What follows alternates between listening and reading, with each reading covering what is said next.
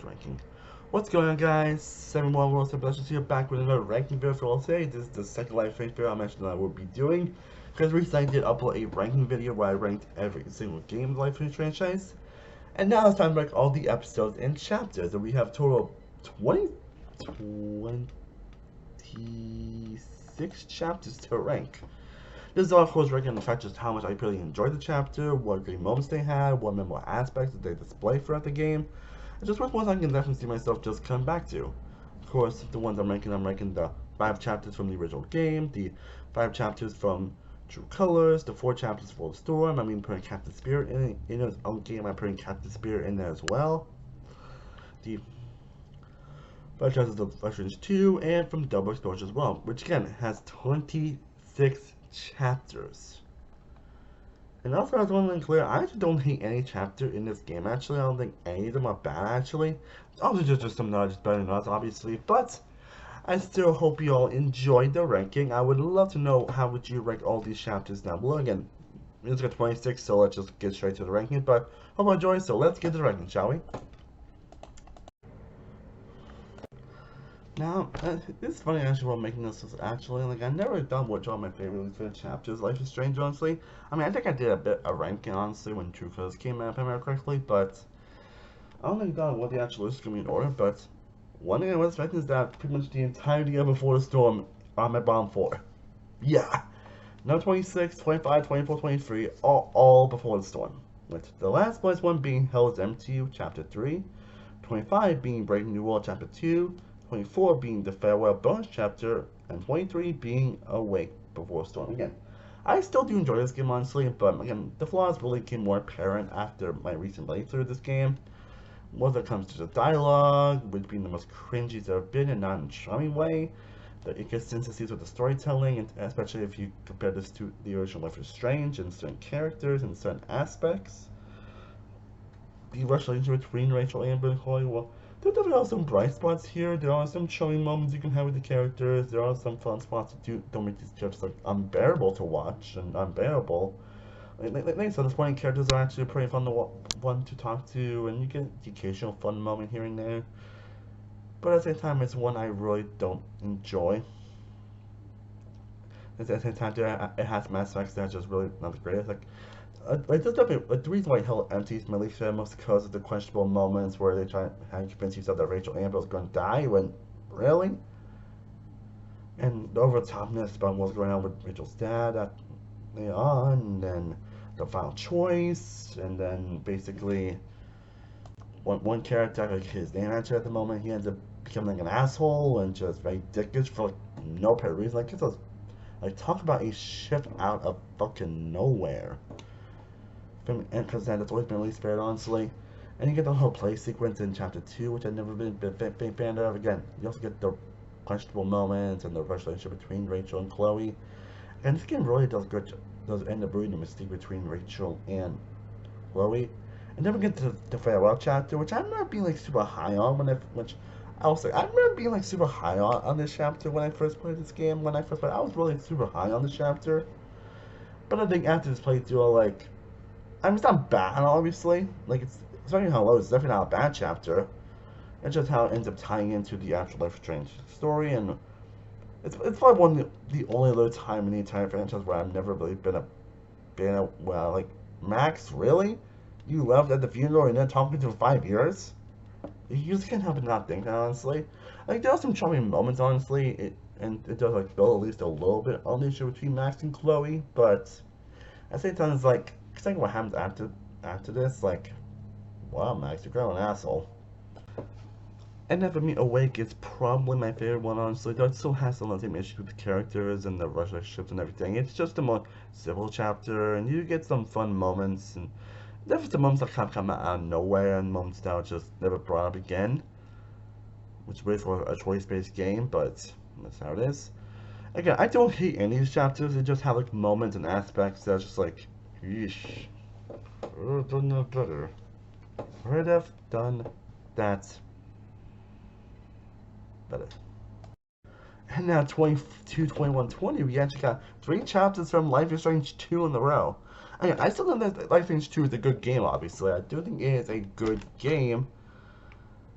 But it's definitely not that, I think it's like very consistent throughout the entire game. And especially how low some of are, the game I still really enjoy, just maybe so much find a lot better when it comes to ranking chapters. So V20, I have Fate, which is, I think used to be my favorite chapter, but I think with a lot of circumstances that happen near the end of the game, and a lot of crazy shit that happens, and all the music stuff, and what happens in the ending, I was like, really? Seeing like Sean's mom again, Karen, it was definitely a pretty heartwarming. You get some heartwarming stuff in this game, but especially seeing Sean Dan reunite, but I think it's just the circumstances that are just very questionable, and it does bring up the issue with that I do have this game where the themes can be kind of in your face, and also it's kind of political times, and also they can be pretty in your face as well. So yeah. Then we get to Rules, which is chapter 2, where you do get some fun supporting characters that maybe sometimes end up not staying much, fortunately. It's maybe a chapter that it's kind of meandered some places, and you do get some fun bonding ones between Sean and Daniel, but it's one that I just never really found to be quite memorable. And then we get to the final chapter in Life is Strange 2. Now, the final chapters in these games have never really been my favorites, honestly. I don't think they happen for a lot of people, but if I had to pick which chapter is my least favorite, I would probably go with Wolves. But it's not a bad chapter by any means. I think the reason why it's this high is probably because of the fact that it's probably the only final chapter in Life is Strange that actually does have multiple endings. Like, I don't think any games don't have, but it does have the most multiple endings out of any Life is Strange game. Again, a lot of it really depends on how you treat Daniel. You're trying to escape the border, and it happens to be like Daniel threatening himself, or just going through everything, one getting arrested. Like, it actually has a lot of different endings. Like, again, a lot of it really depends on how you basically treat Daniel throughout the game, and it proves that one of the few times where your choices really do have an impact in this game. Yeah, but I think it's probably just the political aspects and the in your face and the one-sidedness and the themes that do kind of make my least favorite. You know, I would say seeing David actually was nice, full of fun fan stuff recent moment, which while it does kind of come out of nowhere, it's a pretty fun aspect to see actually what David has been up to. So aside from that, these chapters have never been my favorites. So I don't really hate them at all. And now we get to the first chapter in Double Exposure. And that is the final chapter, Double Exposure. Again, I do think it's a good chapter, honestly. And I also did replay Double Exposure in anticipation for this ranking.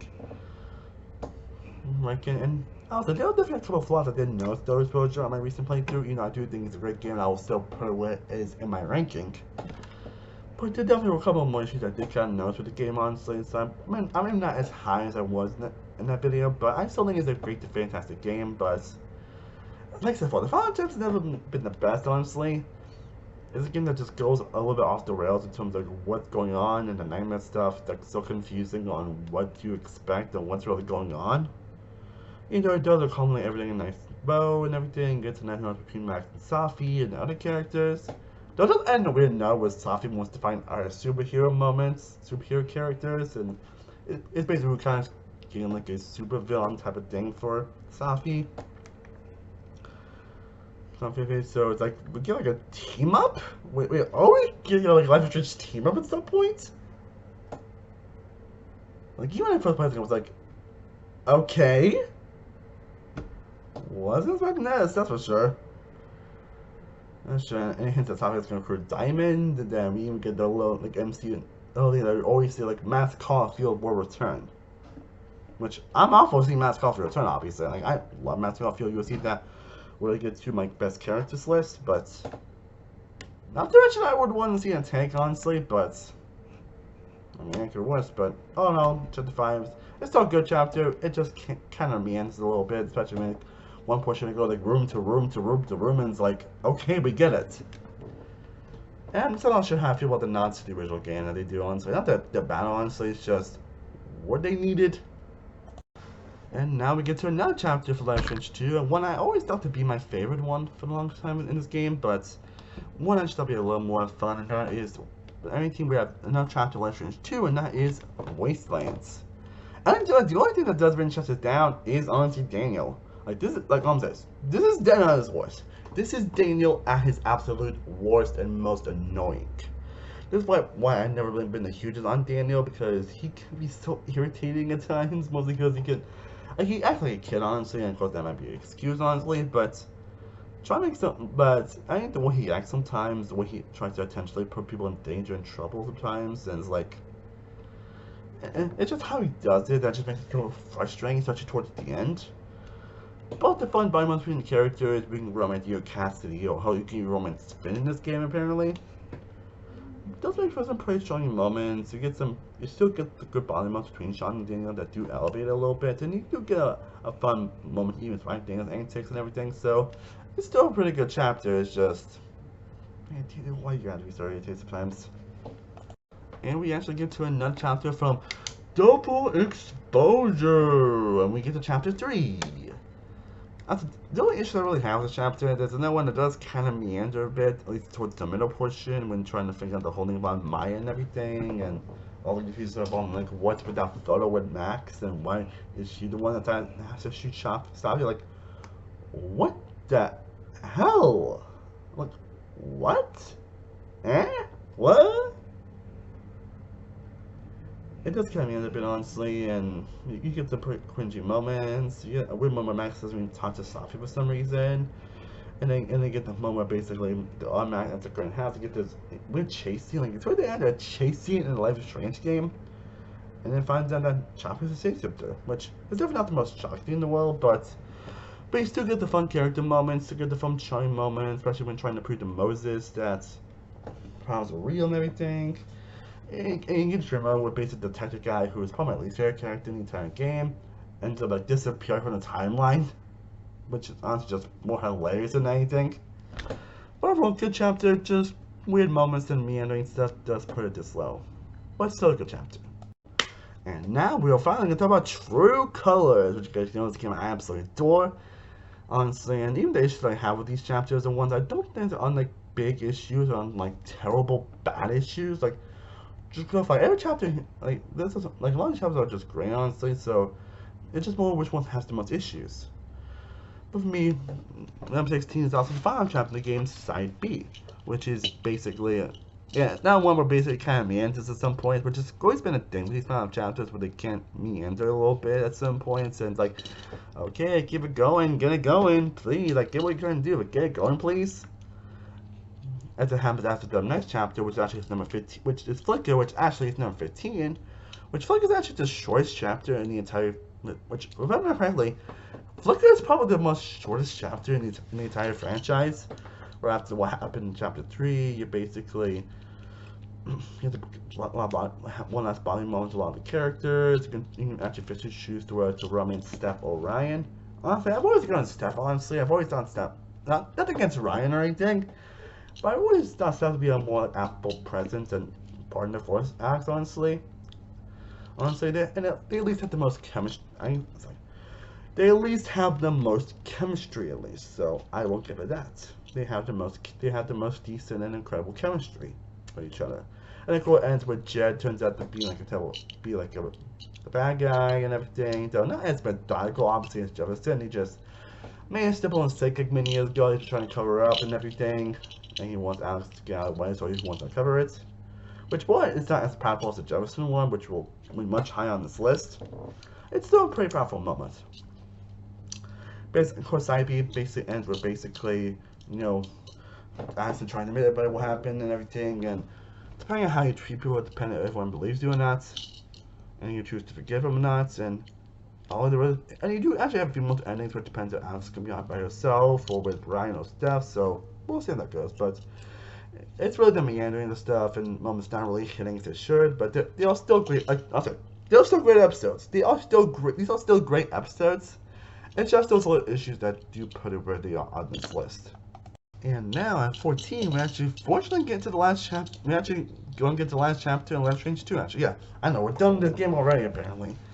And that's the chapter 1 roads, honestly. And I think it's a pretty good start to the game, actually, where it gets you introduced to these characters, gets you the dynamic between Sean and Daniel, everything that went to what caused the incident, which is a very ridiculous incident if you really think about it, but this game probably has the best bonding moments between Sean and Daniel. You get some fun side characters that, while they end up showing up much after this game, there are at least some fun moments at least, and just charming general moments in general.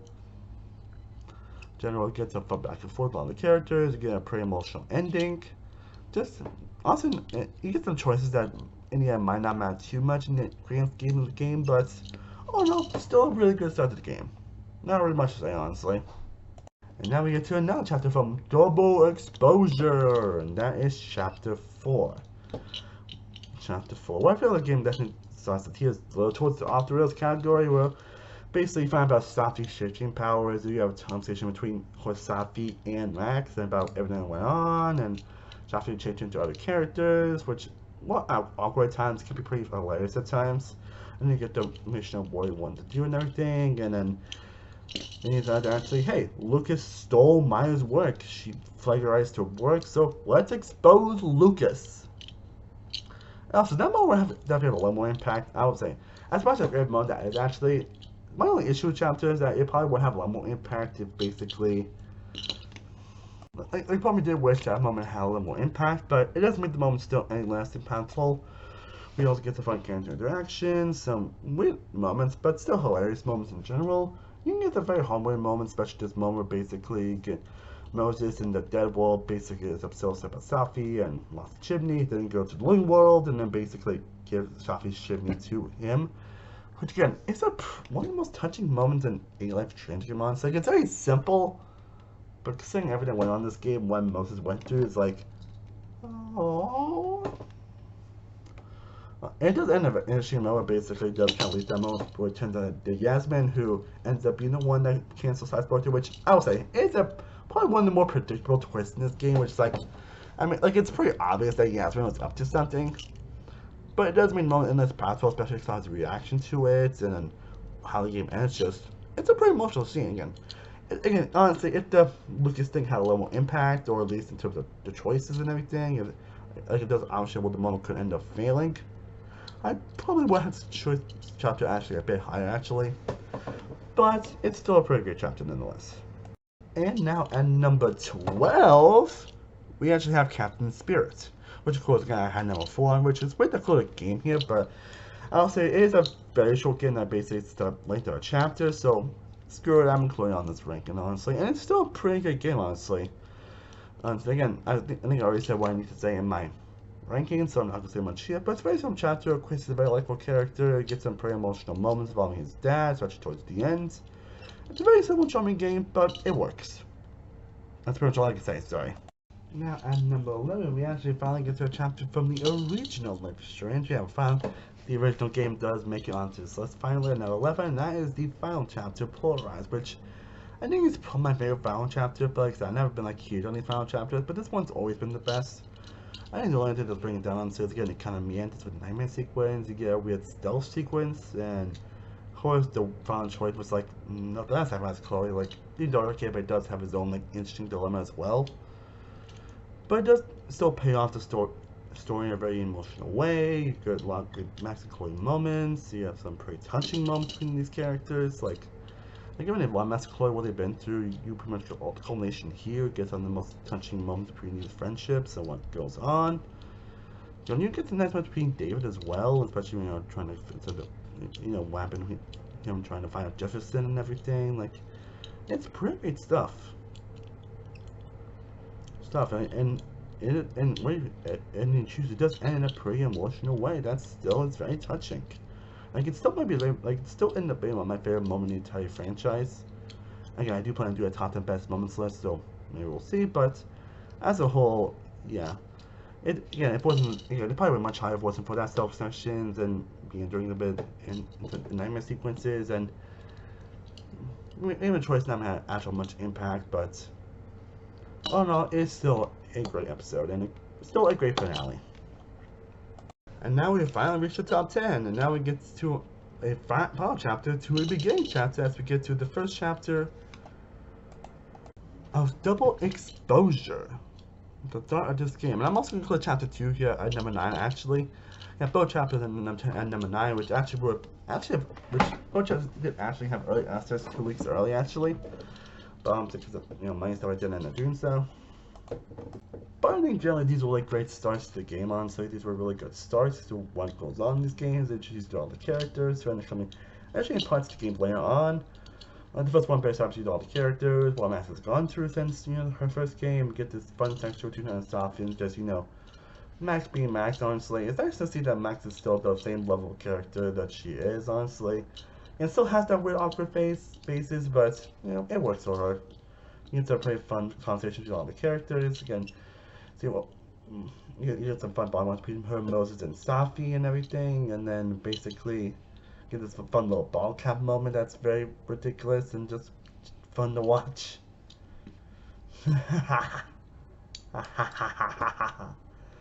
And of course, Murder, which is a pretty weird scene, but still a pretty touching scene, especially the effect it has on Max and a lot of the characters. Like, whoa. Wow. Whoa. And then at least the whole dual Thailand stuff that happens and everything. It's a pretty good chapter that lives up. Some chapter I think is even better actually. While it does have some very awkward moments, it does tell the story in a very interesting way. It gets some pretty good moments with a lot of characters. Characters and trying to figure out everything goes on, like trying to find like who broke Shafi's windshield and everything, and of course the ending chapter 2, which basically find out Max was the one that killed Safi. Like, what? I remember being like, wait, what? So yeah, these are really great chapters in my opinion. And now we're going to talk about 2 chapters from the original Life is Strange, with chapter 8 being Chaos Theory. Chapter 3 alert. Chapter actually ended up being a bit lower than I expected, but again, this is kind of a recent playthrough. But I still do love this chapter, honestly. I think, of course, myself, I being my bit very high was because of what happened in the ending. But it's still a pretty good chapter where obviously you get to figure out what's going on with Rachel Amber and everything. Get some fun Chloe and Max bonding moments, get some fun choices to deal with. It does have that unfortunate convoluted section of Diana that it's probably the only reason why it's only number 8, but it still gets a pretty good revelations on Rachel, and then of course Max actually trying back through what happened to William and everything, which of course kind of changed what happened, and then led to Chloe basically just being disabled and just not functioning well, which is pretty heartbreaking. I remember my jaw dropping when I actually saw William and Chloe was in a wheelchair. I was like, I'm sorry, what? Yeah, it's a scene that still like gut to me to this day. And then we get to Chrysalis. Then we get to Chrysalis chapter 1, the chapter that started it all. I think it's actually a pretty underrated chapter actually. It does do a good job basically introducing to the characters, introducing to the world, and what you can expect, and the characters you can talk to, and everything. You introduce all the choices, and the timeline power, the relationship between Max and Chloe. It's still weird that Max and Chloe were once friends and then after 5 years, and I don't think it's ever really explained why Max decided not to talk to Chloe, but either way, the friendship was off to a good start. And I find out that Max was the reason that Chloe, didn't get shot. That was good. Like, David, Joyce, Kate, Warren, Nathan, you get to choose what you can expect from a lot of these characters in this game. And again, the music as well is just kiss. And then a pretty touching moment as well, and get some just pretty great moments in general. Again, a really great start to always a wonderful game. And now we get to that instant with my number 6, number 5, number 4, all from the same game. Well, number 6, 5, 4, all of them true colors. Which again, I was not expecting that to happen, but here we are. But anyways, at number 6, we have chapter 3, Monster Moral. Number 5, we have the first chapter, Side A. And number 4, we have the DLC chapter, Wavelengths. Again, this is really compact. I replayed this game very recently, so bear with me on that. But Monster Moral was, I think the reason why it's actually designed is mainly because of that RPG segment where you actually do play an actual RPG aspect, trying to help Ethan get over like lost Gabe. And it's one of the most charming things you will ever witness. Like, it's crazy they put an actual RPG in a Life is Strange game, but here we are. But again, that's a lot of charm. You get some pretty touching moments. You get some pretty awkward moments, but that's just normal for Life is Strange. And you get some great character development moments, especially with Alex, Steph, and Brian. Having some great bonding moments, and of course the ending where finding what happened with the whole Gabe incident, and that Mac was actually telling the truth, like, and of course the whole emotional moment with Charlotte, we can choose to take away her emotions because she's very so upset with Alex for what happened with Gabe, like, wow. And then we get to Side A, which is which for my guess, is actually the best opening chapter in any Life is Strange game, in my opinion, as it does do what an opening chapter in any game really should do, and introduce you to the characters, the world, and what you can expect from these characters. Like Alex being a very awkward person, like you can really just feel it, but in the best possible way. Reading out her brother for 8 years, and she's someone that actually can feel and sense emotions, like really intensely. It's also a very relatable thing, actually, especially if someone like me who's autistic. Especially with someone like me who is autistic, I definitely do relate to that. That always what makes Allison such a great character. You get great moments between her and Gabe and other characters, and just great bonding moments in general. And of course, you got the whole Esteban Gates death, which is definitely how it happened, but it's a pretty shocking death. And you really do feel the emotions with a lot of characters, which does lead to the next chapter, which we'll get into. But they do a great job making Gabe be like one of the most charming, likable characters. To when his death actually happens, you just wait. I mean, you kind of know what happens because it's kind of basically the story point in this game, honestly. But that doesn't make it any less heartbreaking. And then we get to Life Links, which is actually a DLC chapter focusing on Steph.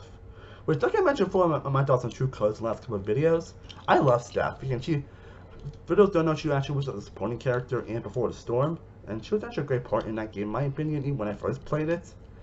But so it was very interesting they actually brought her back for True Colors, and she ended up becoming a really fantastic character.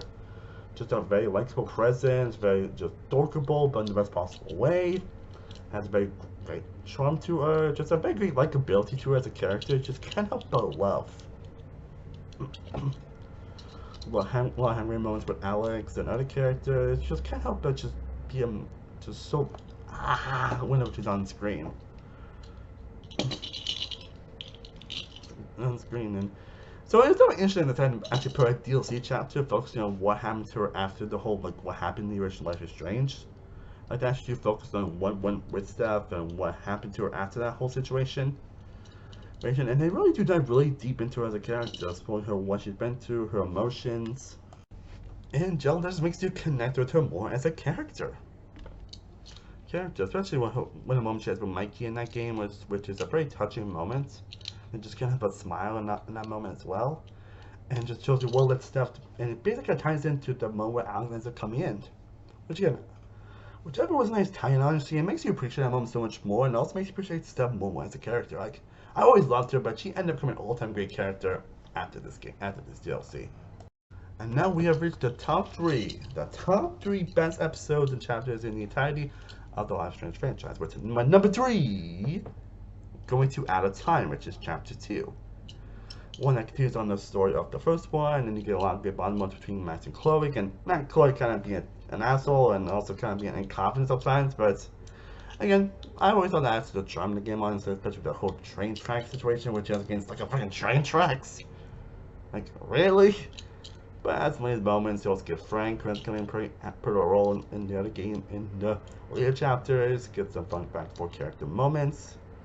You get that great like Max and Chloe charming bonding moments in general, and just great character moments in general, and choices that I feel that actually do a point matter. And then you got the whole like Kate suicide situation, which is still one of the most heart-wrenching moments in any game I've ever played. And it's probably one of the only instances where actually Max being on power doesn't actually work, and where if you don't like say it right next to Kate, she could actually kill herself.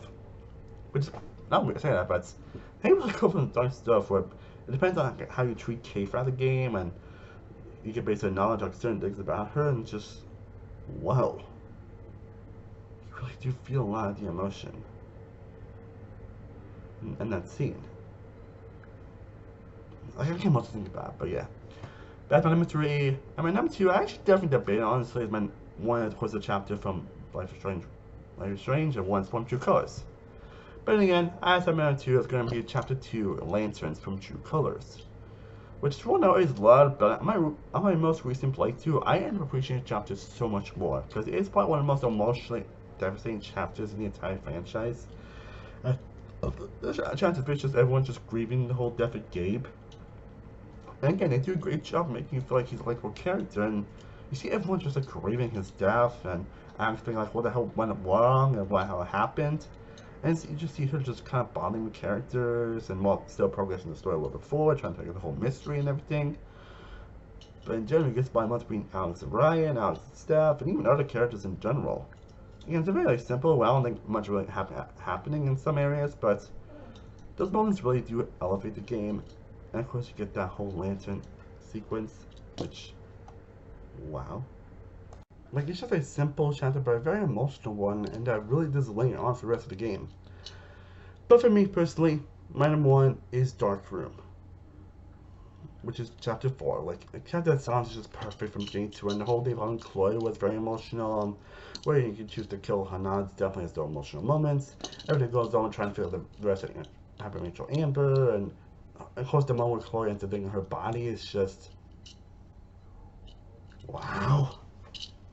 And the whole mystery with Jefferson and the whole figuring out what happens goes on and everything, and just it's a pretty heart-wrenching scene, and I also think what basically choices and how you treat characters do end up mattering in certain areas, like just the emotion, the mystery reveal, and Julio Jefferson, and what goes on. It makes this chapter just perfect from beginning to end. It gets on the most good voice acting and good music. Like, it's just a perfect culmination of all the emotion packaged onto one.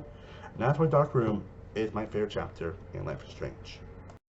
Well, guys, I hope you guys enjoyed me discussing my ranking on every single Life is Strange chapter.